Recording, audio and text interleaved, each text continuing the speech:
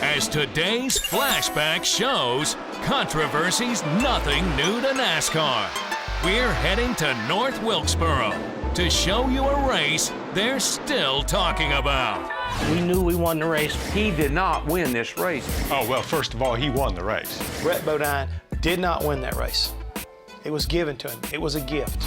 Around the Turn, NASCAR Raceday, built by the Home Depot.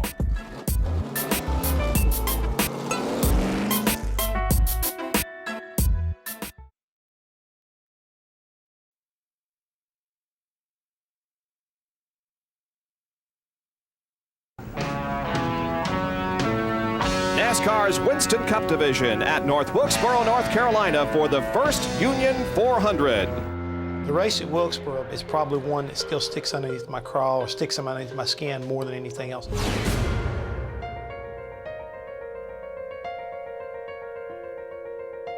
The time of the debacle, you might say, we were running third or fourth, and we were about a half a lap behind the leader, who was Dale Earnhardt.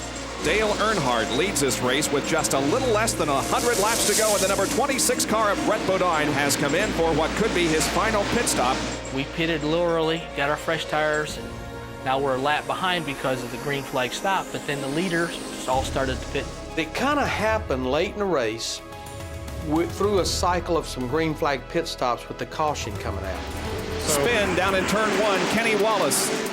Kenny Wallace, with about 80 laps to go, he gets into a crash, and that brings out the caution. Well, here comes the pace car. The pace car picks up Dale Earnhardt as the leader. Earnhardt was behind Bodine. The confusion began late in the race when those that were running up front made green flag pit stops. That gave the lead to Brett Bodine, and then the yellow came out. Now watch closely on the left as the green car of Bodine will pass by, and the pace car instead picks up Dale Earnhardt as the leader. What happened was we had lapped Brett on the racetrack. A caution came out, and theoretically, he was on the tail end of the lead lap. 26, I want you to, you're going to end up being the leader. 18 laps of caution are going on now because NASCAR is trying to figure out where the scoring error was. Brett was raising Cain on the radio. Diane Bodine, Brett's wife at that time, was our scoring for us in the pits, and I stood right beside her. She's beat me on the shoulder. There was hollering and cussing and screaming all up and down pit road with every team member that was on the crew. It was clearly a timing and scoring mistake that NASCAR made. You know, we didn't have a monitor with everybody's car and what lap time they're running and what position they're in. We didn't have any of that, so it was very easy to have scoring disputes. Pace car then picks up Brett Bodine, makes him the leader.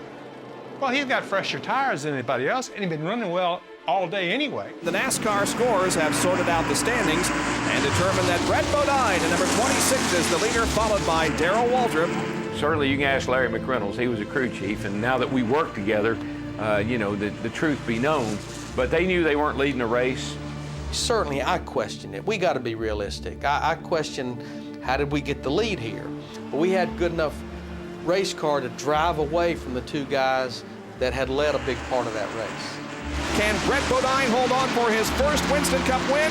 He's going to do it. Brett Bodine wins the first Union 400. Everybody was running around chaotic. I was talking to my scorer, Linda Monroe, and I said, what are they saying up there? And they said, Brett won the race. And she said, I'm protesting, and I'm telling them that he didn't, but Morris Mitkiff will not listen. He said, Brett Bodine won this race. End of story.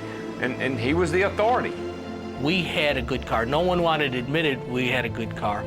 You know, if it would have been a situation where we truly lucked into it, then that would have been different. But we deserved to win that race because of our on-track performance. I hate that our win was diluted by the controversy, and of course there was a lot of checking of the scoring after the race for hours. I went to Bill France. I walk over to Bill and I'm almost on my knees. I'm saying, Bill, he did not win this race, and everybody in this garage area knows that. And Mr. France, in his divine wisdom, took his cigarette out of his mouth, put his arm around me, and he said, DW, leave that boy alone. That's the first race he's ever won, and you're going to win a lot more races. As much as I appreciated Mr. France feeling that way, it turned out that 1990, that was the first year I didn't win a race. Bodine, he walks out of the press box and he stops. He turns around and faces all of us in the press box and goes, I don't know what the problem is. I was leading the race. They should have picked up me all along. NASCAR made the mistake. I didn't. It didn't bother me a bit. We knew we won the race. It was one of those days that you dreamed about.